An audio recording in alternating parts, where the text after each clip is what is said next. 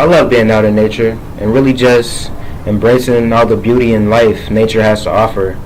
And that's sort of ironic because society considers nature a feminine aspect of our world, hence the term Mother Nature.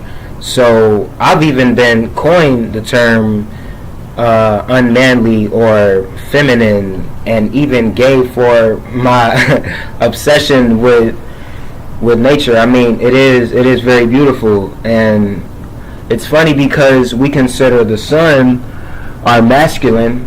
We have the sun as a masculine and earth as a feminine, and that's how that goes. And we see that one isn't really significant without the other. You know, what is sun if there isn't an earth? What is earth with no sun? And they really have no meaning without each other. And it really reminds us of masculinity and feminism in us humans.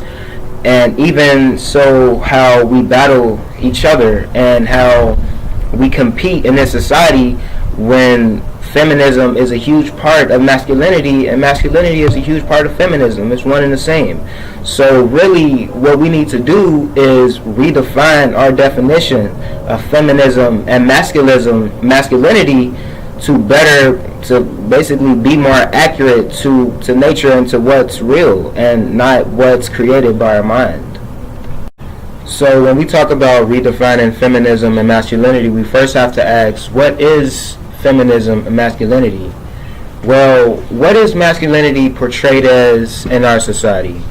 Having big muscles, maybe bringing in the money. How about being attractive? What about feminism? You still got that being attractive aspect, but also there's a concept of this is obviously for women. With the feminism, there comes that a woman is supposed to cook and clean and care for the family, and all that is okay, but I feel like it's taken to the extreme in some cases. And I've definitely heard from other people how it works in their families and I just feel that's totally unfair, and it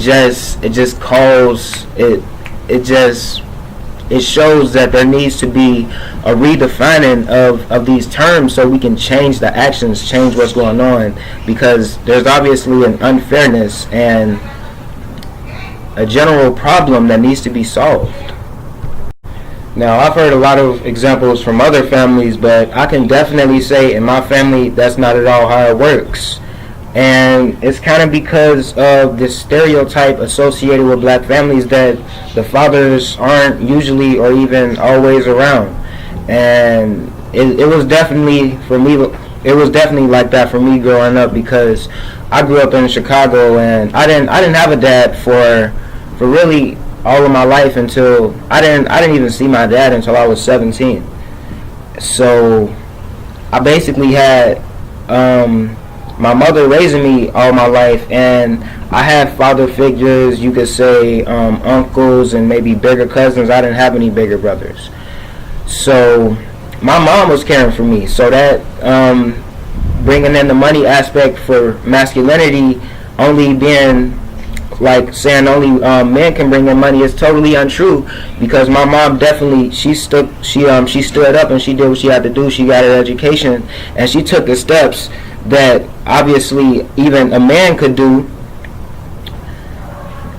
She took the steps that even a man could do to do what she had to do for her family, and it really shows what the female can do, and that we really need to readdress what feminism is and what masculinity is.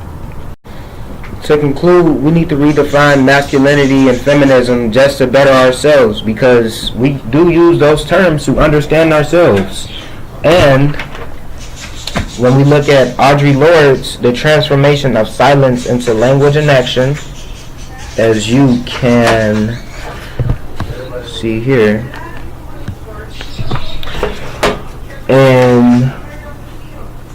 in the 17th paragraph, it says, and where the words of women are trying to be heard, we must each of us recognize our responsibility to seek those words out, to read them and share them and examine them in their pertinence and to our lives.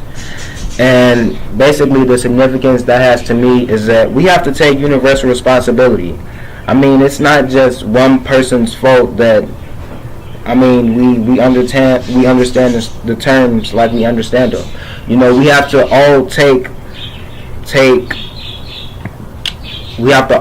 that step to gain that better understanding of the term and realize that the understanding that we have is only a result of cultural programming, and just to realize that the terms aren't what we thought they were.